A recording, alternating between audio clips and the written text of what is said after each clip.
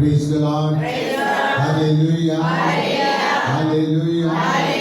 Hallelujah.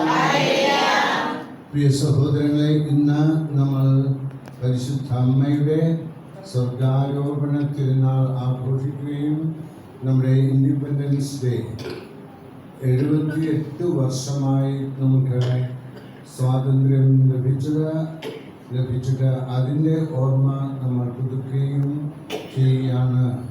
കർത്താവിൻ്റെ അനുഗ്രഹം നമ്മുടെ ജീവിതത്തിൽ ഉണ്ടായിരിക്കണം.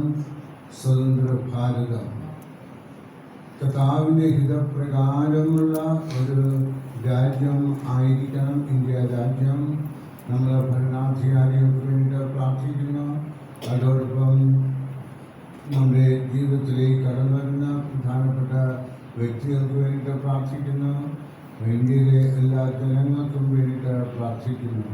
പിതാവിൻ്റെയും പുത്രൻ്റെയും പരിശുദ്ധാത്മാവിൻ്റെയും നാമത്തിൽ നമ്മുടെ കർത്താവായ യേശുക്രിസ്തുവിൻ്റെ കൃപയും പിതാവായ ദൈവത്തിൻ്റെ സ്നേഹവും പരിശുദ്ധാത്മാവിൻ്റെ സംസർഗവും നിങ്ങളോടുകൂടെ. പ്രവേശക പ്രഭണിതം. സ്വർഗത്തിൽ വലിയൊരു അടയാളം കാണപ്പെട്ടു. സൂര്യനെ ഉടയാൻ ആക്കിയവളും അവരുടെ പാദങ്ങൾക്കിടയിൽ ചന്ദ്രനും ശിരസിൽ 12 നക്ഷത്രങ്ങൾ കൊണ്ടുള്ള കിരീടമുള്ളവുമായ ഒരു സ്ത്രീ.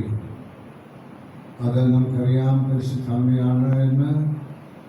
അമ്മയെ പ്രകീർത്തിച്ചുകൊണ്ട് നമ്മൾ ഈ ദിവ്യബലിയെ അർപ്പിക്കുന്നു. പരിശുദ്ധമ്മ സ്വർഗാരൂപിതയായതുപോലെ നമ്മളും സ്വർഗത്തിലേക്ക് ആരോപണം ചെയ്യും എന്നുള്ള ആ ദൃഢമായ വിശ്വാസം നമുക്കുണ്ട്.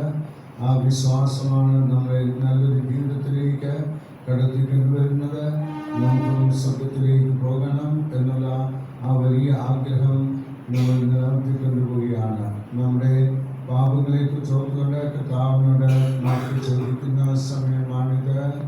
സർവശക്തനായ ദൈവത്തോടും